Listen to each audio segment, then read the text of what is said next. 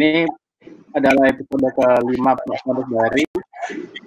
Untuk yang belum pernah hadir di acara ini, saya mau sedikit mengenai Founders Diary.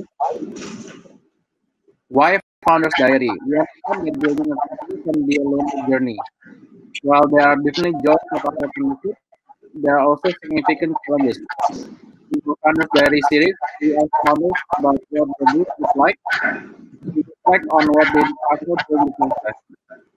Jadi lebih ke arah pengalamannya sebagai founder, susahnya seperti apa, suka dukanya seperti apa, seperti dia. Nah, hari ini yang kita mau topik ini bahwa adalah creating the new normal, perspective from lifestyle industry. Nah, without further ado, saya mau perkenalkan dua speaker saya hari ini adalah ada Fauzan Ghani dan Niki Suraya Yaumi dari Goers. Pertama, Fauzan Ghani adalah co-founder dan CEO dari Dogether. Dogether adalah startup kesehatan yang membantu pengguna untuk mendapatkan gaya hidup yang lebih sehat dengan menyediakan berbagai kelas kebugaran offline, online, dan catering sehat. Sejak Oktober 2017, Dogether memiliki lebih dari 220.000 transaksi yang dibeli melalui aplikasi selulernya. Niki Suraya Yaumi, co-founder dan CEO Goers. Goers adalah experience platform dengan mesin rekomendasi untuk membantu pengguna dalam menemukan kegiatan yang sesuai dengan minat mereka. Di sisi lain, Goers juga memberdayakan para pebisnis yang bergerak di pembuatan acara, penyedia pariwisata, pemilik objek wisata, dan semua orang di bisnis hiburan untuk mempromosikan acara atau aktivitas mereka di Goers. Atau di situs web mereka sendiri yang dengan menggunakan widget Goers. Pemilik aktivitas kemudian akan dapat menggunakan Goers Experience Manager untuk memudahkan mereka dalam membuat dan mengelola acara dan kegiatan mereka. Jadi kalau misalnya di simplify mungkin jadi kayak Eventbrite-nya Indonesia ya, Niki ya. Oke. Nah, tidak perlu dulu saya mau perkenalkan, silakan Niki dulu untuk memperkenalkan sendiri mengenai pribadinya sendiri dan mengenai sedikit mengenai Goers yang belum yang saya ceritakan tadi. Silakan. Siap. Terima kasih banyak Pak Arya atas undangannya untuk mengisi sesi kelima Founders Diary. Untuk perkenalkan, nama saya Niki, co-founder dan CEO dari Goers. Tadi sudah diceritakan sedikit oleh Pak Arya juga terhadap apa sih Goers itu, gitu. Betul bahwa kita connecting people with experiences dan utamanya selain kita menyediakan teknologi untuk para customer untuk mencari aktivitas yang seru, kita juga menyediakan teknologi kepada sisi pebisnis maupun pemilik venue atau pemilik lokasi wisata untuk menggunakan sistemnya kita juga, gitu. Kita ada berbagai sistem sudah digunakan oleh banyak venue owner maupun event organizer. Jadi partly kita Eventbrite for Indonesia, tapi juga another part itu adalah kita memang menyediakan sistem ticketing untuk venue-venue juga, jadi bukan cuma untuk acara aja. Nanti mungkin diceritain lebih lanjut gimana menghadapi new normal ini juga, gitu. Silakan, Pak Arya, dilanjutkan. Mungkin saya lanjutkan sedikit ya untuk profil. Kebetulan ngerjain Goers itu dari akhir tahun 2015 sampai sekarang. Kemudian dari sisi kuliah waktu itu sempat di ITB di Bandung dan sempat S2 juga ke Warwick Business School. Jurusannya emang IT, and I took IT for Management untuk S2-nya. Jadi emang di Goers itu role-nya lebih ke arah operation sama product development. Gitu. Jadi nanti kalau ada pertanyaan-pertanyaan terkait itu juga boleh banget kalau mau tanya. Seperti itu. Silakan dikembalikan. Hopefully, ya. Yeah. Thank you Niki. Yes. Mungkin sekarang kita bisa ke Fauzan, bisa tell us bit of you dan bagaimana Dogether bisa didirikan. Oke, thank you banget Mas Ardi, thank you juga Mas Arya, thank you juga Natasha untuk mengundang aku waktu di Dogether untuk bisa sharing our story. Jadi mungkin Mas Arya udah well done banget jelasin about Dogether. Kita aplikasi kesehatan, emang fokus untuk membantu orang bisa olahraga lebih mudah, kita kerjasama dengan tempat-tempat olahraga, dan juga kita kerjasama dengan catering sehat. Jadi kita bisa makan sehat. Company kita sendiri, idenya itu muncul tahun di 2016. Kebetulan aku sendiri adalah fresh graduate founder, jadi baru lulus, habis itu balik ke Indonesia, dan ngelihat sebuah opportunity, dan emang personal sendiri passionate dengan olahraga. Kita ngelihat bahwa potensinya di Indonesia sangat gede, considering dari age population kita yang masuk ke working age group yang paling besar, power of buying yang besar, middle income improvement, dan juga disposable income increasing. Kita ngelihat bahwa the next spending mereka adalah improve their health, gitu.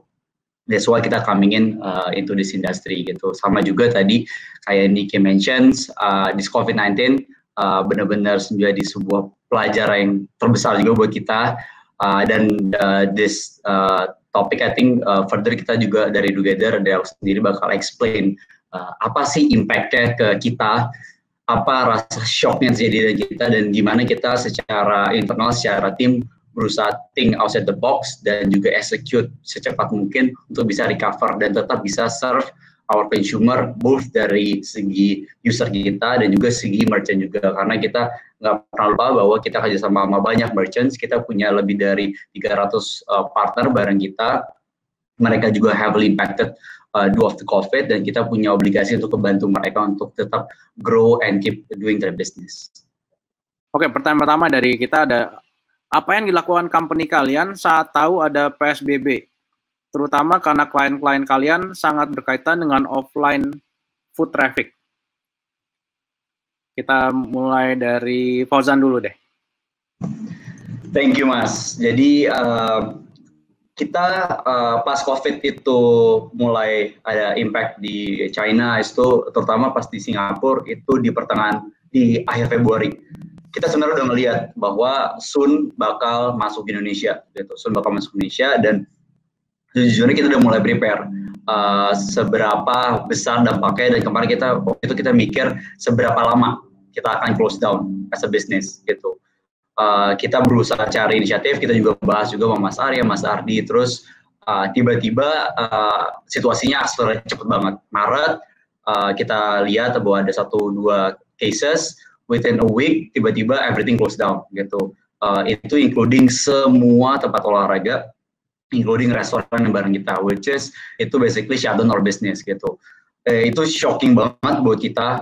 Kita ngelihat kita generate thousands of booking daily basis, tiba-tiba bisa dibilang itu went to zero. Shock banget. Kita ngelihatnya benar-benar, kita ngelihat bahwa dampaknya sedahsyat itu, dan kita tahu even di China itu belum beres, unclear in terms of misalnya how long it will recover, as to and how will be the after effect of the recovery sendiri.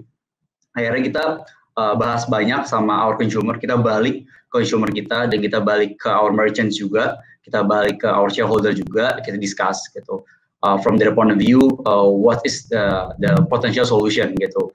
Terutama kita banyak ngobrol juga sama merchant, gitu. Salah satu kesedihan merchant bilang adalah, Zan, kita harus bayar sewa, gitu. Kita harus bayar sewa, dan kita secara brand awareness kita langsung drop karena mereka stuck at home. Apa yang Together bisa bantu? Kita mikir, oke, apa yang kita bisa bantu ya? Akhirnya kita mikir, oke, kita punya IT infrastructure yang udah ready, kita punya community base yang udah besar, kita bisa bantu mereka in terms of awareness. Kita langsung within 1 week kita establish website namanya dirumaaja.together.id. Kita launch itu, kita invite semua merchant kita untuk produksi konten, gitu. Kita bilang produksi konten olahraga, kasih kita, nanti kita akan distribusiin. Kita launch itu langsung di pertengahan Maret, kita launching.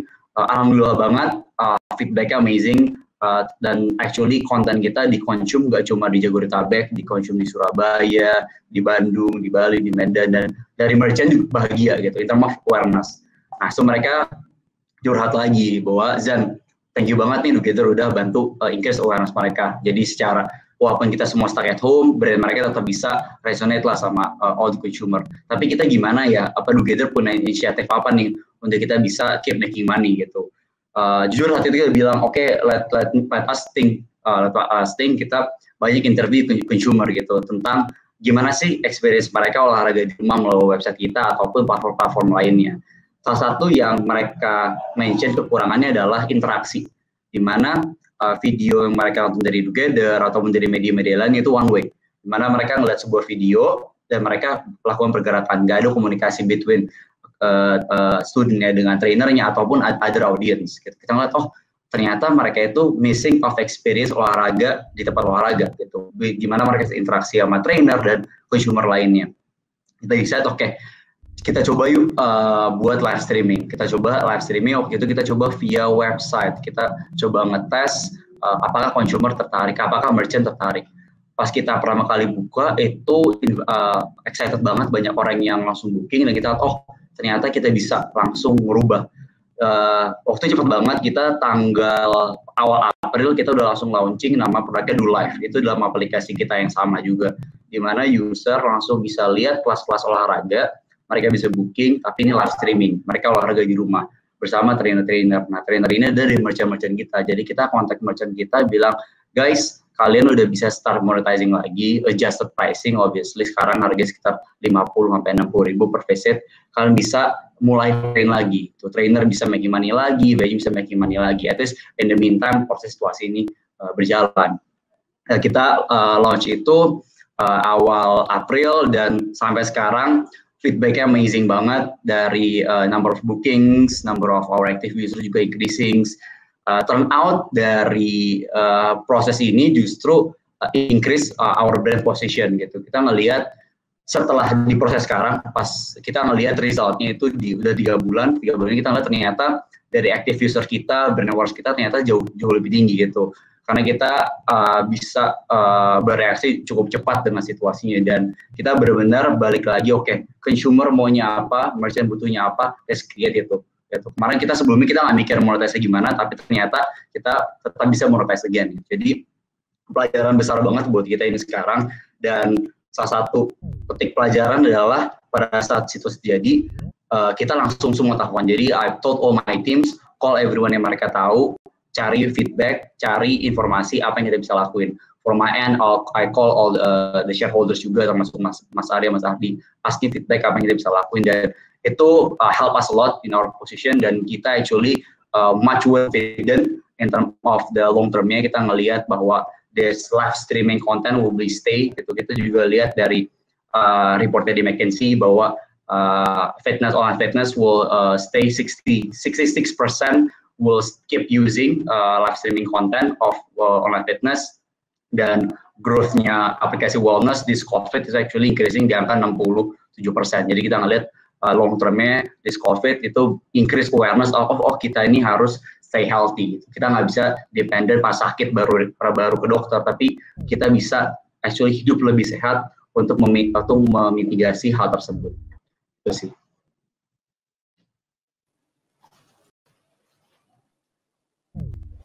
Oke, thank you Fauzan. Yes. Niki gimana?